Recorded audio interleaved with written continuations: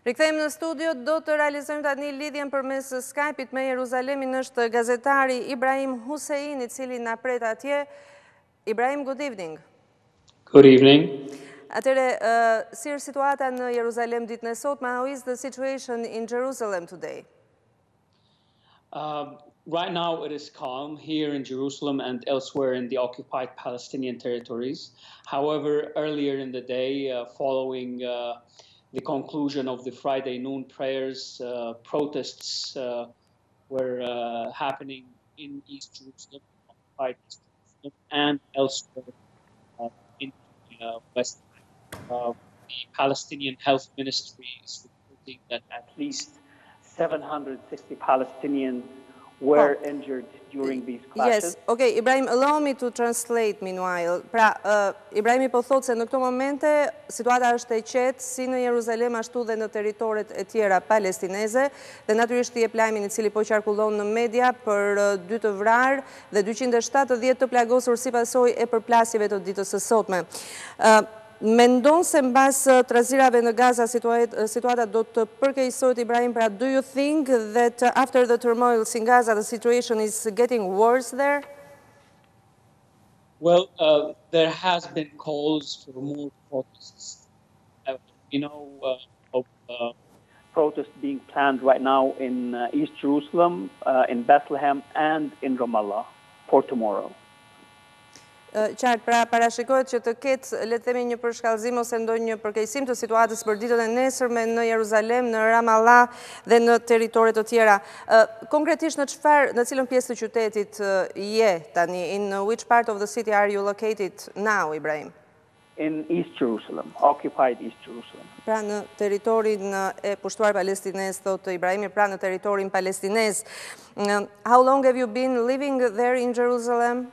I want to know a little about the story of your family. I was born here, raised here. I lived for some time in the United States, but I have been back for about 15 years now.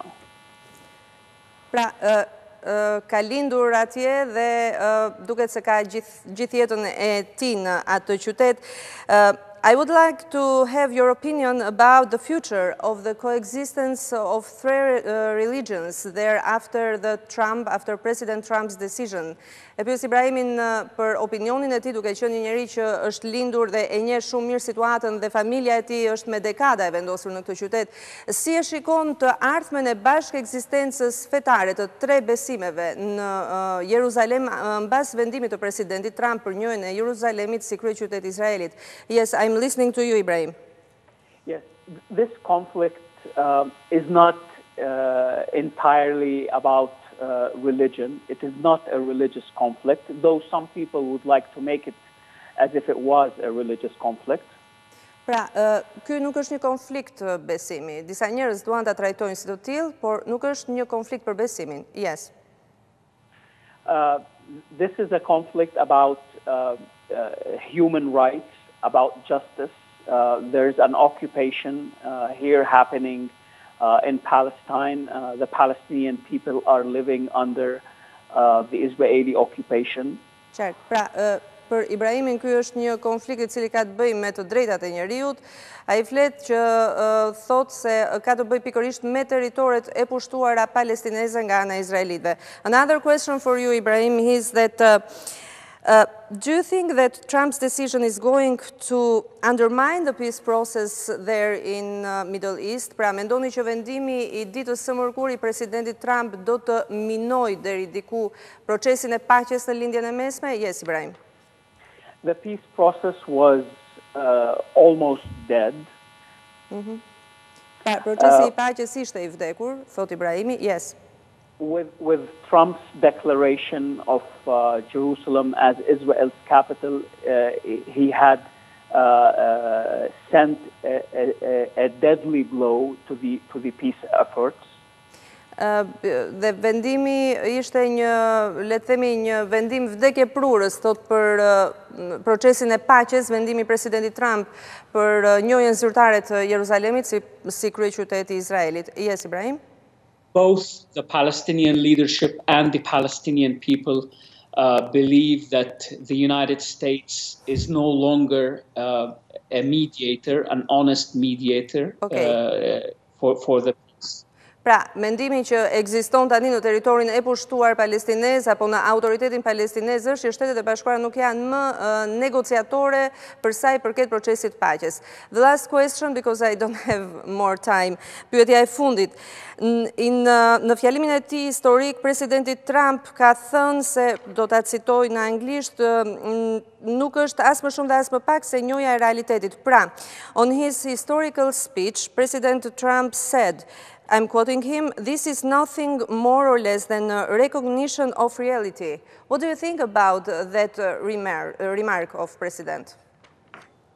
Well, this is he's recognizing the reality of occupation, and this project, according to the vast majority of the Palestinian people and the Palestinian leadership, is rejected. From the Palestinian perspective, so you don't accept that reality. You don't think that is the reality that we accept that there is a reality of occupation, but okay. Yes, but putting legitimacy to this occupation is what the Palestinians reject.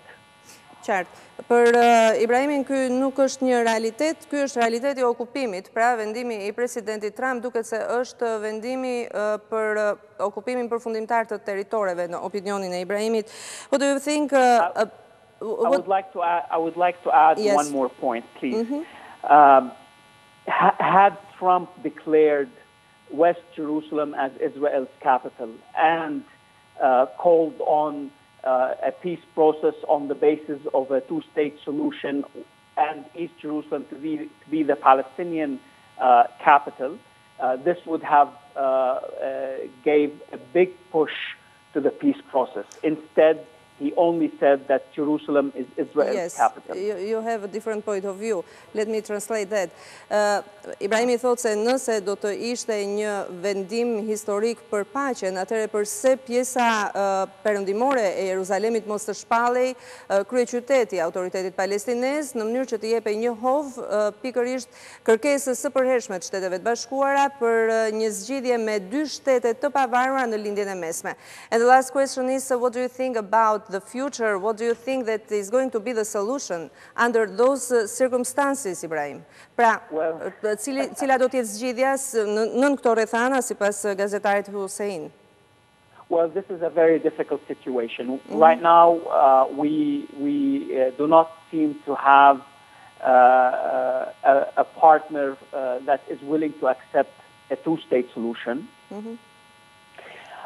Therefore, many among the Palestinian people are trying to push the idea of a one state, where everyone can have rights in this one state, Palestinians and Israelis, Muslims, Christians, and Jews, to have full, equal civil and political rights.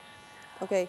Pra, Ibrahimi thotë se zgjidhja do të jetë një shtet i vetëm ku të gjithë përfaqësuesit e të tre besimeve, hebrejt, palestinezët, të krishterët e qytetit të Jeruzalemit dhe të territoreve aty të jenë me të drejta të barabarta dhe të jenë shtetar me të drejta të plota të këtij shteti. Thank you so much, Ibrahim, for your time. Thank you so much for that live transmission from the Jerusalem. Take care.